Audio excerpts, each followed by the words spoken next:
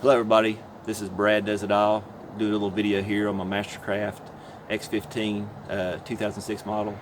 I want to show you how to change the oil in the transmission. This is a ZF Hurth transmission, and this cap's always a little tricky. It gave me a lot of trouble when I first did it, so I wanted to do a little video to show you how I change the oil and how this transmission filter cap works. So if you see here the transmission filter, this is where I remove the oil through this filter. And the way this thing works, it takes a 6mm wrench, and you're going to loosen it, and if it'll turn, and that's fine. And just get here, and you can see it's got this little tab here, and so if it won't loosen, just keep turning it until this tab catches to the side.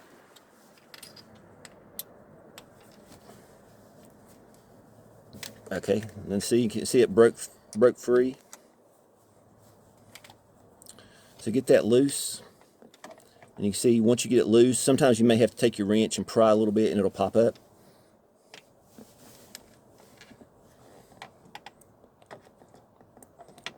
So you can see here, it's coming out, the filter's coming out with it. And I'm just going to pull the filter out. And for now, and this is a metal filter. A lot of people clean these. I don't. I just use them for 2 years and replace them. I do mine every other year because this oil comes out so clean.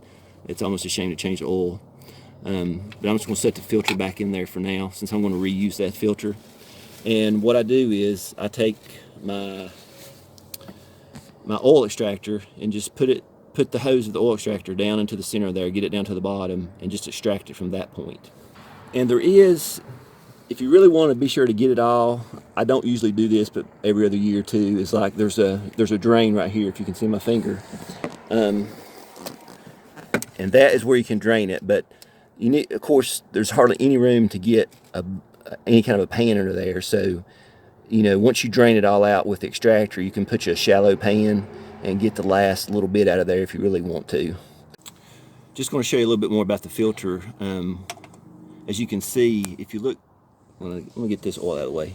If you look down in there in the bottom, you can barely see it, but there's a seal. That seal stays in there, so you know you don't have to worry about taking that out. And then the filter, it doesn't matter which way it goes in there, it can go either direction. Just pop it in there. Now for the cap, I've got it out, and this came out together. Sometimes when you take them out, a lot of times it'll come out and it may come out, you know, the top may pop out loose, but you know, this comes apart, as you can see, these pieces here. And with your new oil filter, when you buy one, it'll come with new O-rings. So you'll just replace this O-ring, and when you replace it, see, there was a little bit of paint. You always got to watch and be sure that paint and get all that out. You want to replace the O-rings, put some oil, wet them down. With this, you just take a little screwdriver, pop it loose, put the new one in there, and then to reassemble, just put the cap back on. Just get this started. I get a little snug. Just be sure that your O-ring is even all the way around. Okay, looks good. Now I'm going to set it down in here, just like so. With the cap in here, you're going to push down as hard as you can, and it won't be perfectly flush.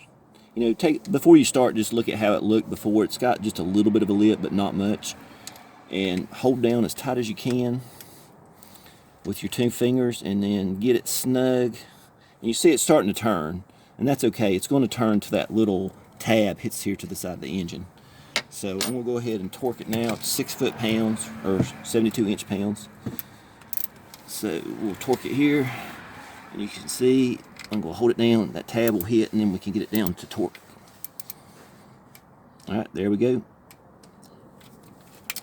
And you can see there's just a little bit of a lip, but that's how it tightens down. It's an odd design, but it works.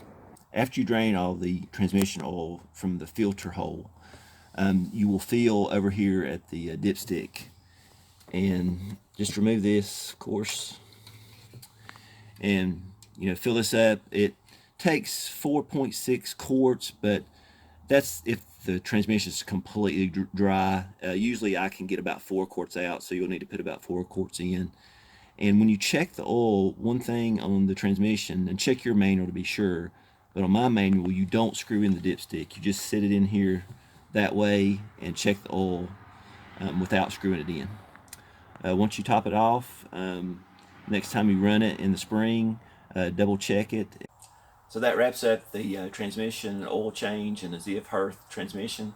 I appreciate everyone watching Brad Does It All. Please give me a thumbs up and subscribe. Hello everybody, Brad Does It All again here. Just do it.